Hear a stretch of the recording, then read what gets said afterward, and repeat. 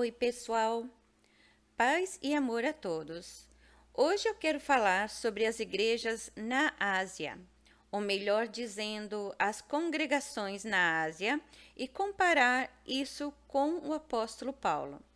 Então, podemos ver aqui que essas igrejas de Jesus estavam todas ali na Ásia Menor, que é a região da atual Turquia, certo? Quando Jesus apareceu a João em Apocalipse 1:11, o que você vê, escreve num livro e envia-o às 7 igrejas que estão na Ásia: a Éfeso, e a Esmirna, e a Pérgamo, e a Tiatira, e a Sardes, e a Filadélfia, e a Laodicea. Então, aqui vemos que essas igrejas eram particularmente as igrejas de Jesus, ou Yeshua, né? Porque é Yeshua em hebreu, onde os anjos dele estavam trabalhando por ele ali. Anjos ou mensageiros, o que significa a mesma coisa. Aqui em Apocalipse 2, vemos que Yeshua deu uma mensagem à igreja de Éfeso,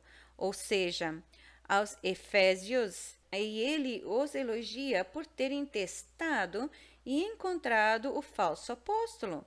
Aqui diz, Apocalipse 2:2, e puseste à prova os que dizem ser apóstolos e o não são, e tu os achaste mentirosos. Bom trabalho, Efésios! Vocês conseguiram discernir que era uma falsa doutrina, certo? Em Mateus 23:15, Jesus deixa isso bem claro. Ai de vocês, mestres da lei e fariseus, hipócritas, porque percorrem terra e mar para fazer um convertido, e quando conseguem, vocês o tornam 2 vezes mais filho do inferno do que vocês. Isso é uma grande questão, pois os judeus não são vistos andando pelas ruas, terras e rios tentando converter pessoas à sua doutrina, certo? Os únicos que fazem isso são cristãos. Há 2 lados. Os muçulmanos também fazem isso, mas a doutrina muçulmana não é muito diferente das doutrinas de Paulo. Aqui também vemos, Paulo diz, supostamente já estando na prisão, em 2 Timóteo 1:15, você sabe que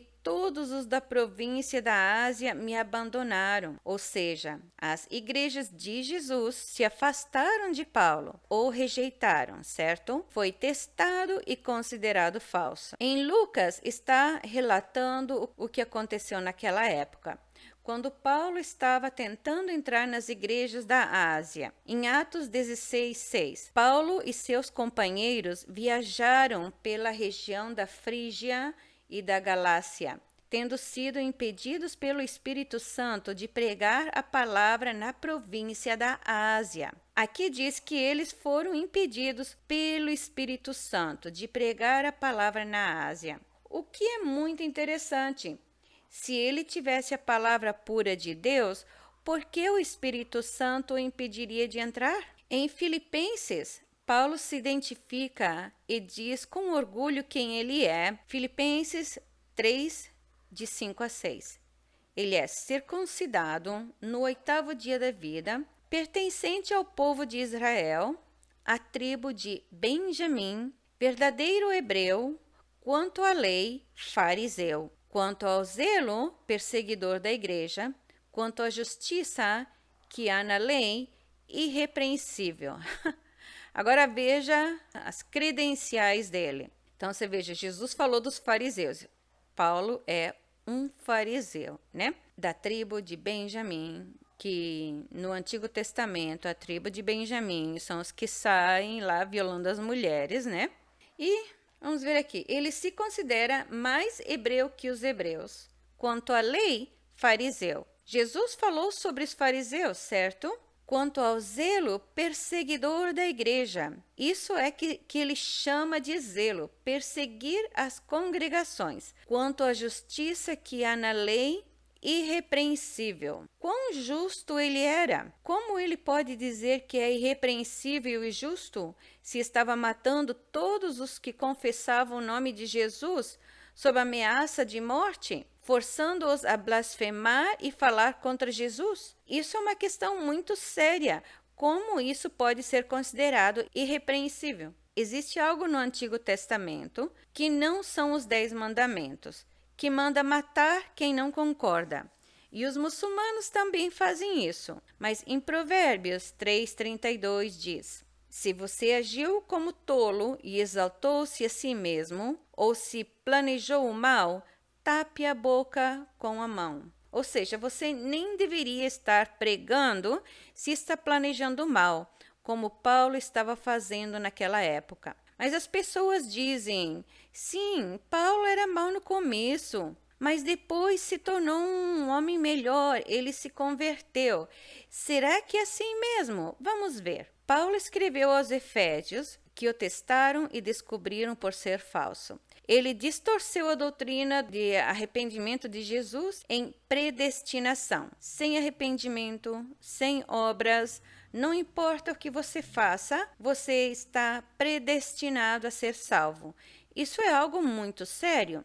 Não importa se você matou, roubou, você está salvo porque esse era o seu destino. O problema é que Jesus nunca pregou esse tipo de coisa. Paulo também pegou o nome de Jesus e usou como autoridade para pregar sua própria doutrina. Mas essa doutrina colocava Jesus no topo de um esquema pirâmide, de opressão. Uma pirâmide com Jesus no topo e todos os outros embaixo sendo oprimidos. Paulo estabeleceu o patriarcado, com os homens poderosos no topo, e estabeleceu os escravos e as mulheres. Ele instruiu as mulheres que adorem os homens como Deus, dizendo que as mulheres deveriam se submeter aos maridos como ao próprio Deus. Isso é uma questão gravíssima. Ele se está exaltando como Deus e dizendo aos homens para se exaltarem como Deus, colocando as mulheres como um capacho. Em vez de assumirem o papel de protetor,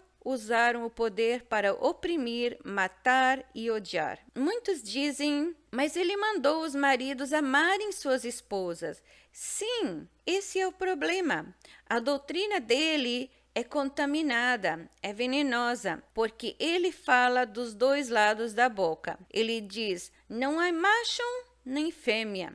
Depois diz, não há judeu nem grego.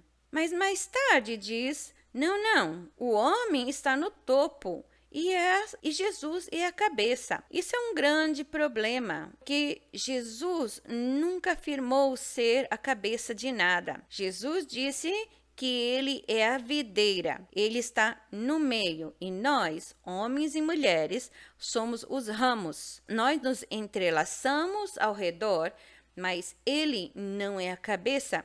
Ele disse que o Pai é o agricultor, aquele que cuida da videira. Em Miqueias 2:13, ali também dá uma ideia de como é que funciona isso. Aqui diz que subirá diante deles o que abrirá o caminho. Eles romperão, entrarão pela porta e sairão por ela. O rei irá diante deles e Yahweh, ou Jeová, a testa ou cabeça deles. É Yahweh, nosso Criador, que é a cabeça. Jesus nunca reivindicou isso, pois ele disse que o Pai é maior que ele. Jesus está no meio, unindo o masculino e o feminino. Então, vemos aqui a igreja de Laodiceia. Paulo escreveu aos Colossenses, em Colossenses 4:16. Ele instrui que, depois que a carta fosse lida aos Colossenses, que também seja lida à igreja de Laodiceia.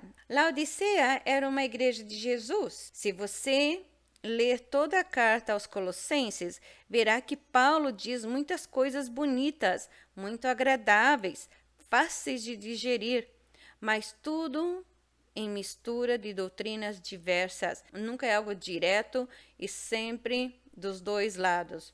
Em Colossenses 2:13-14, ele diz: vocês estavam mortos por causa de seus pecados e da incircuncisão de sua natureza humana. Então Deus lhes deu vida com Cristo, pois perdoou todos os nossos pecados. Ele cancelou o registro de acusações contra nós, removendo-o e pregando-o na cruz. Sem arrependimento, você pode continuar pecando, matar, roubar, estuprar. Está tudo bem, porque você foi perdoado. Ele diz que a dívida legal foi cancelada contra nós, ou seja, a lei de Deus contra nós, como que se a lei fosse o problema. E qual é a lei? Os 10 mandamentos. Então você deveria ser livre para pecar e que Jesus lhe deu a liberdade. Muitos dirão que isso é blasfêmia, que Paulo não disse isso, mas disse sim, embora também tenha dito o contrário. Essa mistura de bem e mal percorre toda a doutrina dele. Em Apocalipse 3, 14 e 17, Jesus repreende a igreja de Laodiceia, essa igreja que recebeu essa mensagem de Paulo, né? Aqui ele diz: sei de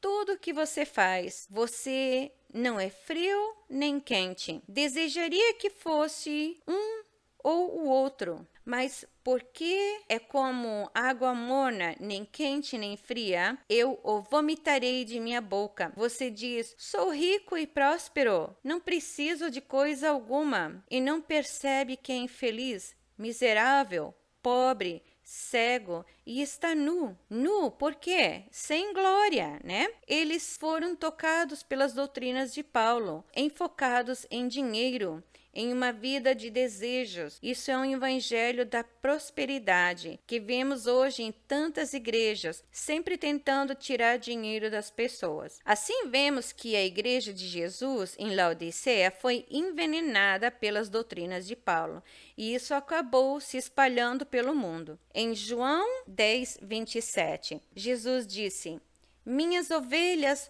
ouvem a minha voz, eu as conheço e elas me seguem. Você é verdadeiramente ovelha de Jesus ou de Paulo? Então, nós perguntamos por que Yahweh, ou Jeová, nosso Criador, permitiria algo assim. Eu creio que o Criador permite isso porque Yahweh, ou Jeová, fez o mesmo no Antigo Testamento, quando os israelitas saíram do Egito e chegaram à montanha Horebe, receberam os 10 mandamentos. Em Deuteronômio 5:22, Moisés lembra ao povo do que aconteceu. Essas palavras proclamou Yahweh a toda a vossa congregação no monte, do meio do fogo, da nuvem e da densa escuridão, com alta e poderosa voz, e nada mais acrescentou. Então, tendo-as escrito em 2 tábuas de pedra, entregou-as a mim. Moisés também explicou antes em Deuteronômio 4:16, para que não vos corrompais e nos façais alguma escultura semelhante da imagem, figura de macho ou de fêmea.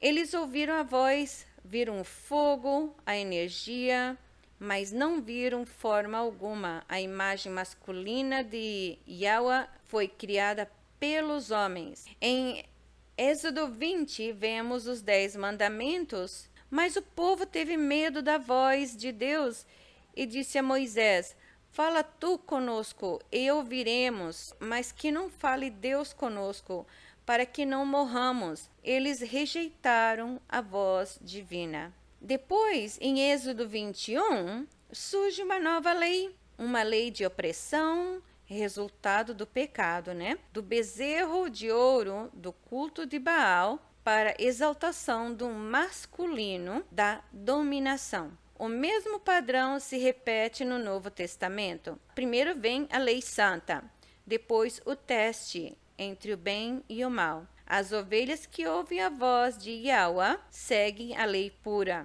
As outras seguem a mistura. Por isso, Paulo foi impedido de entrar na Ásia no início.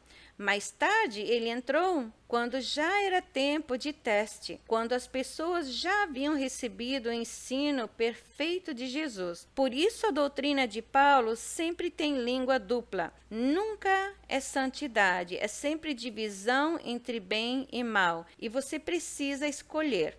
Espero que essa mensagem tenha sido edificante para vocês. Desejo a todos um dia maravilhoso, que Deus os abençoe e os guie em todos os seus dias.